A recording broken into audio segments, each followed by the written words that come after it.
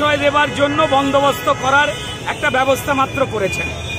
তার বাইরে হাসপাতালগুলোকে তুলো, গজ, স্যালাইনের বোতল, খাবার দাবার, ক্যান্টিন এই ধরনের সিন্ডিকেট করবার চেষ্টা ছাড়া আর কিছুই করেননি।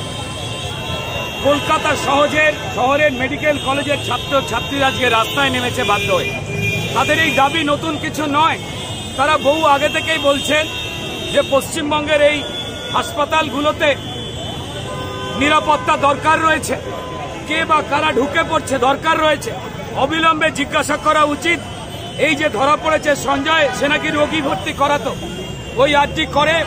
আমরা সবাই জানি নির্মল মাঝি আর শান্তনু সেন এরা রোগী কল্যাণের ব্যবসা করে রোগী কল্যাণের নামে। তাদের এনকোয়ারি করা উচিত। পুলিশ মন্ত্রী মমতা বন্দ্যোপাধ্যায়, যার সিভিক পুলিশ এই রোগী কল্যাণের মধ্যে দিয়ে ওনাকে রোগী সাপ্লাই দেয়, যে নাকি আসলে সিভিক পুলিশ, যেটা বলতে তোতলাচ্ছেন পুলিশ কমিশনার বিনীত গোয়েল, অর্থাৎ তৃণমূলকে বাঁচাবার চেষ্টা করছেন। সিভিক পুলিশ কারা হয়, কি পরীক্ষা নেওয়া হয়? যোগ্যতা একটাই, তাকে তৃণমূলের ক্রিমিনাল নেতার চিঠি নিয়ে আসতে হবে, তাহলেই তিনি সিভিক পুলিশ হয়ে যাবেন। আনিস কাণ্ড থেকে শুরু করে, আনিসকে মারা থেকে শুরু করে এই ডাক্তার মারা, সবেতেই জড়িয়ে যাচ্ছে সিভিক পুলিশ। কোন সাহসে বিনীত গোয়েল বলতে পারছেন না ও সিভিক পুলিশ? আমরা তাদের ঢুকিয়েছি ডাক্তার মারার জন্য, ছাত্রনেতা আনিস খান মারার জন্য, আর বাকি দুর্নীতি করার জন্য। অবিলম্বে মমতা বন্দ্যোপাধ্যায়ের পদত্যাগ করা উচিত স্বাস্থ্যমন্ত্রী এবং পুলিশ মন্ত্রী থেকে।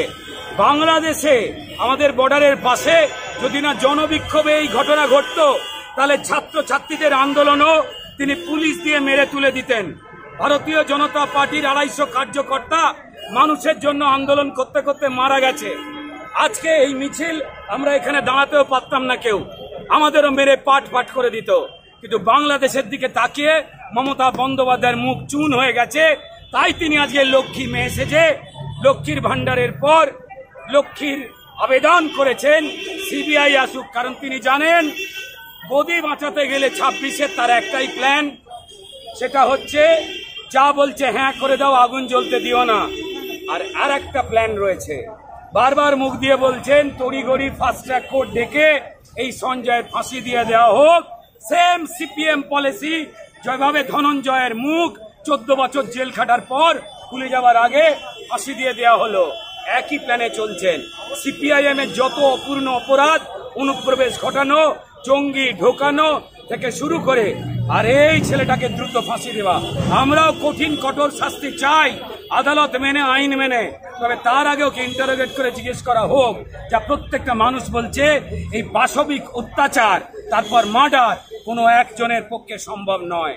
তাই মমতা বন্দ্যোপাধ্যায় বাংলাদেশের ফলাফলের দিকে তাকিয়ে পশ্চিমবঙ্গে নিজের দাঁত নখগুলো গোটাতে বলেছেন তৃণমূলের ক্রিমিনালদের।